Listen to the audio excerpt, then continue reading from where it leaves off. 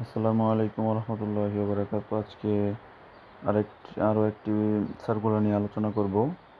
সার্কুলারটি হলো রেলপথ মন্ত্রণালয়ের পাঁচটি পদে ছয়টি পদে নিয়োগটি দিয়েছে। প্রথমে আছে 60 মুদ্রাক্ষরিক কাম কম্পিউটার অপারেটর।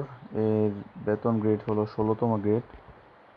পদ সংখ্যা হলো একটি এবং শিক্ষাগত যোগ্যতা কোনো শিক্ষিত বিশ্ববিদ্যালয় হতে স্নাতক বা সমমানের ডিগ্রি। খ নম্বর আছে 60 লিপিতে সর্বনিম্ন গতি প্রতি মিনিটে ইংরেজিতে 70 এবং বাংলায় 45টি শব্দ লিখতে হবে। ঘ নম্বরে আছে কম্পিউটার টাইপিংয়ে সর্বনিম্ন গতি প্রতি মিনিটে ইংরেজিতে 30 এবং বাংলায় 25টি শব্দ লিখতে হবে। ঘ নম্বর আছে কম্পিউটার প্রশিক্ষণপ্রাপ্ত এবং ইতে আছে কম্পিউটার ওয়ার্ড প্রসেসিং সহ ইমেল ফ্যাক্স পরিচালনা দক্ষতা ও অভিজ্ঞতা থাকতে হবে। আপনার যদি এই যোগ্যতাগুলো থাকে তাহলে আপনি 60 মুদ্রাক্ষরিক কাম কম্পিউটার অপারেটর পদে আবেদন করতে পারবেন। দ্বিতীয়ত আছে অফিস সহকারী কাম কম্পিউটার মুদ্রাক্ষরিক। এর পদসংখ্যাও একটি।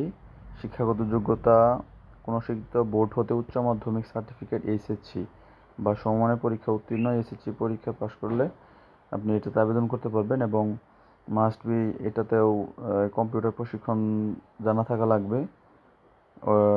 কম্পিউটার ঘ নম্বর আছে কম্পিউটার ওয়ার্ড প্রসেসিং সহ ইমেল ওই আগেরটার মতোই যোগ্যতা থাকা লাগবে।